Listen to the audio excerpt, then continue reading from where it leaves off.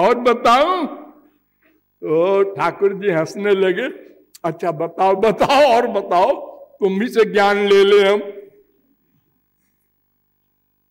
इंद्रियाणि मन प्राण आत्मा धर्मो धृतिर्मति ह्री श्री तेज स्मृति सत्यम यस्य नश्यन्ति जन्मना। महाराज जिसको कामना पैदा हो गई उसकी इतनी चीजें नष्ट हो जाती हैं। इंद्रियाणि मन प्राण आत्मा धर्म धैर्य लज्जा श्री तेज सब नष्ट हो जाते हैं। बुद्धि स्मृति, वो पागल हो जाता है कामना वाला। वो कामना की पूर्ति के लिए पाप करता है, मर्डर तक कर डालता है। रोज सुनते हैं आप लोग मर्डर होते हैं। इसकी प्रॉपर्टी हमको मिल जाए, ये मर जाए तो मिल जाए, ये मरते ही नहीं तो क्या किया जाएगी? मर्डर कर दो। अरे तो फांसी होगी। अरे तो हम थोड़े करेंगे, रुपया दे के करवा दो।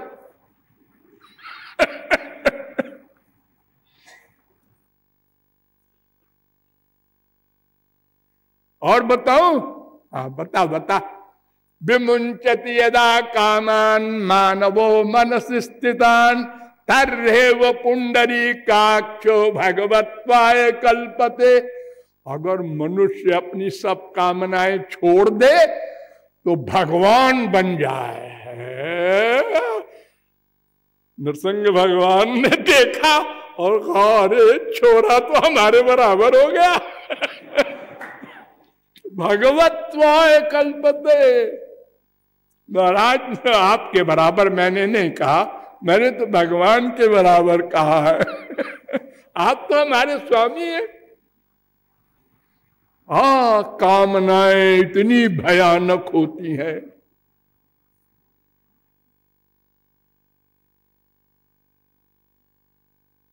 और यही नहीं है, दो कामनाएं, एक तो कामना जगत की और एक जगत के अभाव की, दोनों कामना कामना है।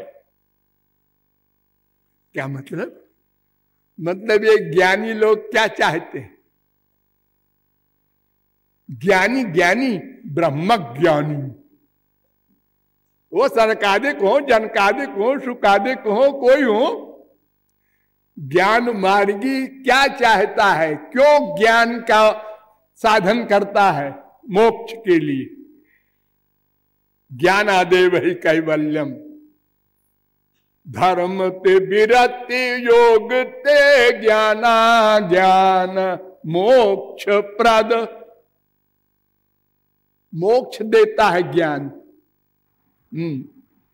तो मोक्ष की कामना है ना उसकी। हाँ तो कामना वाला हो गया। भक्ति वाला की तो शर्त है कोई कामना ना हो। अहाई तुकी सर्वाभिलाषिता शून्यम। तो ज्ञानी निष्काम नहीं हो सकता, क्योंकि उसको तो कामना है मोक्ष की। जो मोक्ष चाहता है वो तो गुलाम है कामना का। भक्त मोक्ष नहीं चाहता। न पारमैष्ठ्यम न महेंद्रधिष्ण्यम न सार्वभौमम न रसाधिपत्यम न योग सिद्धि पुनर्भवम वा। अपुनर्भव माने मोक्ष भी नहीं चाहता। सालोक्य सार्ष्ट सामीप्य 11, 14, 14। सालोक्य सार्ष्ट सामीप्य सारूप्यैकत्वमेप्युत दीयमानम न गृह्णन्ति। देने पर नहीं लेता हो। सार्ष्ट मुक्ति, सालोक्य, सारूप्य, सायुज्य, एकत्व पांचों मुक्ति, वो भक्त है। भक्ति का फल कुछ नहीं होता। क्या होता है? भक्ति क्यों की जाती है, उसका क्या होता है फल?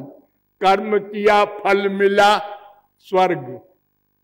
ज्ञान हुआ, क्या मिला? मोक्ष। और भक्ति किया तो क्या मिला? भक्ति। भक्त्या संजातया भक्त्या, भक्ति से भक्ति मिलती है।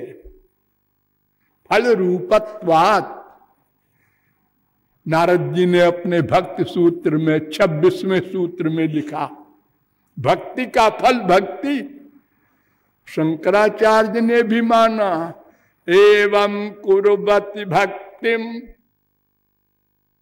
कृष्ण कथानुग्रहोत्पन्ना समुदेति सूक्ष्म भक्तिर। भक्ति करने से भक्ति मिलती है। यानी एक भक्ति की जाती है, एक भक्ति मिलती है। ओह्लादिनी शक्तिरो परम सारो तारो प्रेम नामो। उल्लादिनी शक्ति का सारभूत तत्व है प्रेम, भक्ति, जिसके अधीन भगवान होते हैं। ये हम लोग जो भक्ति करते हैं, इसके अधीन भगवान नहीं होते। हाँ, इस धोखे में न रहिएगा कि हम आंसू बहाते हैं तो भगवान मेरे अंडर में क्यों नहीं होते। भक्तों के अंडर में तो होते हैं। हम आंसू बहाते हैं, हम ध्यान करते हैं, ऐसा माइक है,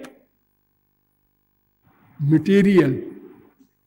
क्योंकि इसका कर्ता मन है, वो माया का पुत्र है। तो हमारे जितने भी ध्यान फ्यान है, सब माइक है। अरे हम भगवान का रूप बनाते हैं या पत्थर उत्थर की मूर्ति का ध्यान करते हैं, ऐसा थोड़े होता है भगवान। ये तो हमारे मन की कल्पना है।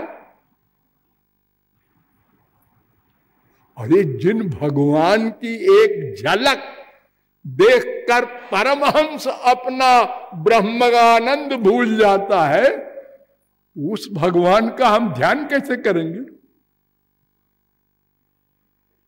हम तो ये जो ध्यान भक्ति करते हैं, नवदा भक्ति, इससे अंतःकरण शुद्ध होता है।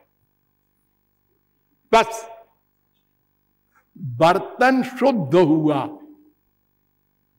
अब वो भक्ति आएगी इसमें। नहीं नहीं नहीं, अभी नहीं आएगी। बर्तन शुद्ध होने से ही नहीं काम बनेगा। क्यों? अभी वो बर्तन ऐसा नहीं है कि उसमें दिव्य वस्तु डाली जाए। क्यों? दिव्य बर्तन होना चाहिए दिव्य वस्तु के लिए। वो जो भक्ति है ना, भगवान की शक्ति रूपा, जो गुरु कृपा से अंतःकरण शुद्धि के बाद मिलती है, वो दिव्य मन में मिलती है। अब और मुसीबत आई, इतनी मेहनत से तो हमने मन को शुद्ध किया और रो रो के, अब आप कहते हैं अब भी नहीं काम बनेगा। हाँ, लेकिन आपका काम खत्म। आपने अंतःकरण शुद्ध कर लिया, जी हाँ, अब आप कुछ मत कीजिए, ना कुछ मांगिए। अब भगवान गुरु के द्वारा एक शक्ति देंगे, स्वरूप शक्ति कहते हैं उसको। उससे आपका मन, आपकी इंद्रियां सब दिव्य हो जाएंगे। अब ये आंख जो संसार देखती थी, अब भगवान भी जो इसके अंदर है उसको देखेगा। अब ये नेत्र, इसी में भगवान कहीं बैठे हैं, आप देख रहे हैं, कोई कहीं का होगा है वो भगवान अपनी कथा सुनने बैठे हैं। अब आपको दिव्य दृष्टि मिल गई, और ये भगवान है, हम तो समझ रहे थे कोई ऐसे ही है गधा।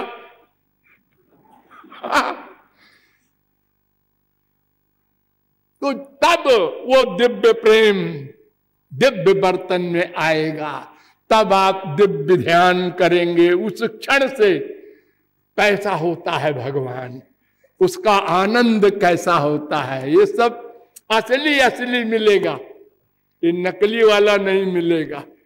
अभी तो हम कपड़े की गुड़िया और गुड़िया से खेला करते थे बचपन में, अब असली ब्याह हो गया है इसलिए अब वो नकली से हंसेगा है? मैं इससे प्यार करता था पहले, और तेरी गुड़िया एक बार एक ने छीन ली तो तू रो रो के ढेर कर दिया था तूने, अरे मैं ऐसा बेवकूफ था। हाँ जी,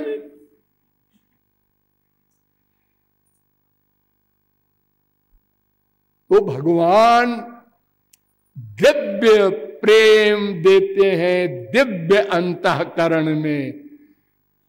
आप केवल अंतःकरण की शुद्धि करेंगे, इसके बाद का काम गुरु भगवान का है, वो अपने आप करेंगे बिना कहे।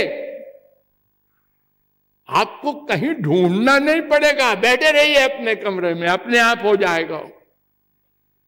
वो तो ढूंढते रहते हैं महापुरुष और भगवान, कोई मिले बर्तन उसको दिव्य बना दे। तो इस प्रकार भक्ति में सबसे प्रमुख बात कामना, इधर की भी उधर की भी। इसलिए 4 पुरुषार्थ कहे गए हैं जो आप लोग सुने होंगे, धर्म अर्थ काम मोक्ष। तो धर्म अर्थ काम ये 3 तो माइक है, ये तो आपको खूब मिलते हैं अनंत बार मिल चुके। ब्रह्मलोक तक के जितने संसारी विषयों के सुख है, ये धर्म अर्थ काम है। चौथी चीज आपको कभी नहीं मिली, वो ब्रह्मानंद है, दिव्य स्पिरिचुअल हैप्पीनेस। लेकिन उसकी भी कामना गलत है। अरे महाप्रभु जी ने तो इतने गुस्से में कहा था अज्ञान तमेर नाम कहिए कहतो। 4 प्रकार के कैतव होते हैं। कैतव माने धूर्त, ठगने वाले, डाकू। 420 जिसने इस जीव को बर्बाद कर रखा है अनादिकाल से। हाँ, धर्म अर्थ काम मोक्ष आदि सब, ये धर्म अर्थ काम मोक्ष, ये 4 डाकू। लेकिन तारों मध्य मोक्ष वांछा कैतव प्रधान। इन 4 में मोक्ष की इच्छा सबसे बड़ा ठग है। क्यों? अरे संसार का दुख सदा को चला गया, आप ठग बता रहे।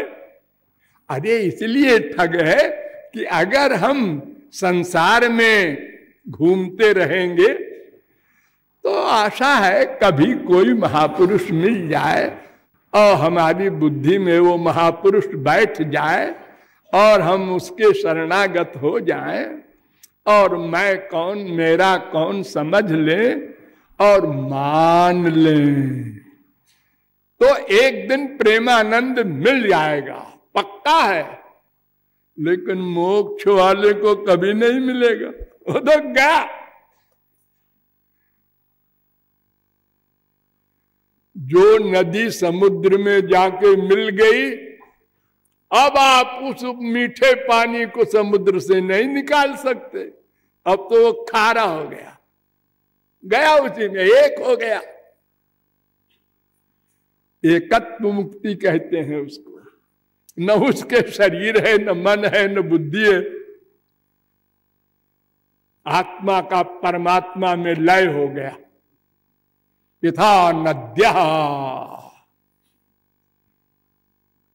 समुद्रे स्तंग गच्छन्ति नाम रूपे विहाय तथा विद्वान नाम रूपाद् विमुक्तः परात् परम पुरुषमुपैति दिव्यम।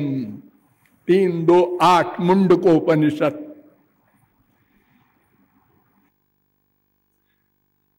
तो कामनाएं दोनों माइक अमाइक कामना है। इसलिए भक्ति मार्ग वाले कहते हैं दोनों को छोड़ो। भागवत का दूसरा श्लोक है धर्म प्रोज्झित कैतवोत्र परमो निर्मत्सराणाम सताम। दूसरा श्लोक, उसमें कहा गया धर्म प्रोज्झित कैतव। ये भागवत में कैतव रहित, प्रोज्झित माने रहित धर्म का वर्णन है। पहले ही बता दे रहे हैं वेद व्यास कि भागवत में क्या है। और शंकराचार्य के अनुयायी श्रीधराचार्य ने अर्थ लिखा कि ये प्रोज्झित कैतवः जो लिखा है इसका मतलब मोक्ष की कामना से भी रहित, यानी प्रेमानंद द्वैत का। देखो, दो द्वैत होता है। एक द्वैत में तो हम लोग हैं रुलाने वाला, और एक इसके आगे होता है अद्वैत मोक्ष ज्ञानियों का। फिर उसके आगे होता है दिव्य द्वैत। दिव्य द्वैत,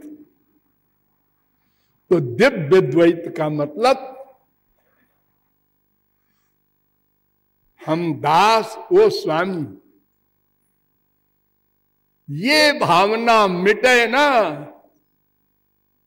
ऐसा अद्वैत 2 कौड़ी का है जिसमें ये मिट जाए। हनुमान जी ने कहा था भवबंध छिदे तस्मयी स्पृहयामि न मुक्तये भवान प्रभुरहम दास इत यत्र विलुप्यते। जहां ये भावना मिट जाए कि मैं दास हो स्वामी सब खत्म, ऐसी मुक्ति को मैं नहीं चाहता। भगवान शंकर ने कहा स्वर्गा पवर्ग नरके स्वपितुल्यार्थ दर्शिना। भक्त लोग स्वर्ग नरक मोक्ष सबको एक क्लास का मानते हैं। और सुनो, नरक और मोक्ष बराबर है। भगवान शंकर कह रहे हैं 6, 17, 28। यादवेंद्रपुरी ने बड़े ज्ञानी, जब उनको होश आया समझ गए तो कहते हैं नंद नंदन कैशोर लीला मृत माम बुधौ निमग्नानाम किमस्माकम निर्वाण लवणाम भसा। अरे हम अनंत रस अमृत रस के पीने वाले, ये नमकीन समुद्र रूपी मोक्ष है, मैं उल्टी हो जाएगी मुझे, मैं नहीं पीता। ऐसा मोक्ष मैं नहीं चाहता। श्रीधराचार्य कहते हैं कुर्वंत कृतिना केचित, जो बड़े समझदार ज्ञानी होते हैं, असली ज्ञानी, वो तृणोपमम, तृण के समान छोड़ देते हैं मोक्ष को। अरे वेद कह रहा है न परिलसंति केचिदपवर्गमपीश्वरते 1087-21 मोक्ष पोक्ष हम नहीं चाहते। अरे शंकराचार्य स्वयं कह रहे हैं किम लोके न दमेन किम नृपतिना स्वर्गापवर्गैश्च किम। मुझे नहीं चाहिए मोक्षोक्ष। अस्माकं यदुनंदनांघ्रिजुगल ध्यानावधानार्थिनाम। शंकराचार्य कह रहे हैं। और इसके बाद आप लोगों को हमने पहले एक दिन बताया था, भूले न होंगे, कि शंकराचार्य के गुरु के गुरु के गुरु सुखदेव परमहंस भागवत सुन रहे हैं और सुना रहे हैं, पढ़ रहे हैं भागवत को। वेद व्यास भगवान के अवतार वो भागवत बना रहे हैं, और नारद जी और सनकादिक और ब्रह्मा ये सब प्रेमानंद में विभोर हुए। ये सब बड़े बड़े ज्ञानी योगियों के नेता थे। ऐसा है प्रेम मार्ग, ऐसी है भक्ति देवी। लेकिन पहली शर्त है सब कामनाओं को छोड़ दो। दूसरी शर्त आगे बताएंगे।